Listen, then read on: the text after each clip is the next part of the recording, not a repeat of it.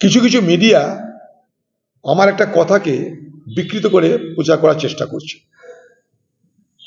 আমি বলেছিলাম যে আগামী দিনে বাংলাদেশের মৌলবাদীরা যদি প্রশ্রয় পায়, তারা যদি বাংলাদেশে ক্ষমতার স্বাদ পায়, সেই সব মৌলবাদীরা পশ্চিমবঙ্গের দিকে হাত বাড়াবে। পশ্চিমবঙ্গে মুর্শিদাবাদ, মালদা, দিনাজপুর এখানটায় সংখ্যালঘু, যাদেরকে বলি আমরা ভারতবর্ষের মুসলমান, এখানে তারা সংখ্যালঘু না সংখ্যাগুরু।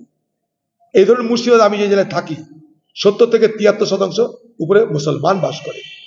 তাই সেই সমস্ত মৌলবাদীদের জন্য আগামী দিনে এই মুর্শিদাবাদ, মালদা, দিনাজপুরে তারা দাবি করবে যে এগুলো বাংলাদেশের এক্সটেন্ডেড বাংলাদেশ, অর্থাৎ বাংলাদেশের অঙ্গ এরা। আমি কথা বলছি এই কারণে যে আমরা দেখেছি রাজনৈতিক অস্থিরতার সুযোগ নিয়ে, লক্ষ্য করে দেখুন, ইরাক, সিরিয়া, এই যে এলাকা, এইখানে জন্ম নিয়েছিল আইসিস। আইসিস জন্ম নিয়েছিল রাজনৈতিক অস্থিরতার সুযোগ নিয়ে। সেই আইসিসের লক্ষ্য ছিল কি? তাদের সাম্রাজ্য বাড়ানো। তাদের সাম্রাজ্যের নাম খালিফের সাম্রাজ্য। নতুন করে তারা বললো আমরা খালিফ হচ্ছি। ইসলাম ধর্মে খালিফ হওয়ার কোনো গল্প নেই। তারা নিজেকে খালিফ দিয়া দাবি করছে, দাবি করেছিল। বাগদুদি কথা মনে করে দেখুন, তারা তাদের সাম্রাজ্য বিস্তার করছিল। এটা হচ্ছে মৌলবাদের চরিত্র।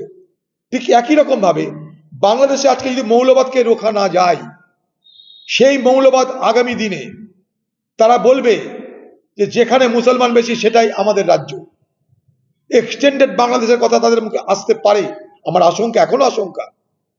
একটা জার্মানি ওয়ার্ড আছে লেভেনস্ট্রাম, অর্থাৎ তারা জিওগ্রাফিক্যাল এক্সটেনশন চাইবে।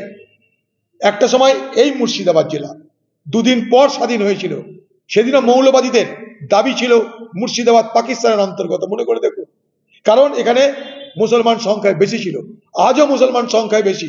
তাই সেই শক্তি যখন আবার নতুন করে বাংলাদেশে উত্থান ঘটাচ্ছে, সেই শক্তি যখন বাংলাদেশে উত্থিত হচ্ছে, সেই শক্তি যখন প্রকাশ বাংলাদেশে পাওয়া যাচ্ছে, সেই মৌলবাদকে যদি অচিরে সেই বাংলাদেশের মানুষ প্রত্যাখ্যান না করে, সেখানকার সরকারি মদতে সেখানে যদি সেই সমস্ত মৌলবাদীদের অবাধ বিচরণ ক্ষেত্র হয়, তাহলে আগামী দিনে অবশ্যই তারা লক্ষ্য করবে পশ্চিমবঙ্গ, যেখানে যেখানে মুসলমান সংখ্যাগরিষ্ঠ, তারা টার্গেট করবে মালদা, দিনাজপুর, মুর্শিদাবাদ, 24 পরগনার বিভিন্ন মুসলিম প্রধান এলাকা। এটা স্বাভাবিক, তাদের স্ট্র্যাটেজির কথা বলেছি আমি। ব্যাপারটা বোঝায়, আমি যারা বলছে মিডিয়ায় তারা সবই বুঝছে, কিন্তু বিকৃত করতে গেলে তাদের সুবিধা হয়। তাই বিকৃত করে একটা ভয় ভীতির বাতাবরণ তৈরি করে সেখানটা অকারণে আমার নামটাকে তারা টেনে আনছে। আপনাদের আবার পরিষ্কার করে দিলাম, কারণ যদি মনে কোনো প্রশ্ন থাকে আপনাদের উপর জিজ্ঞেস করবেন, জিজ্ঞেস করে আবার বলবেন আমাকে।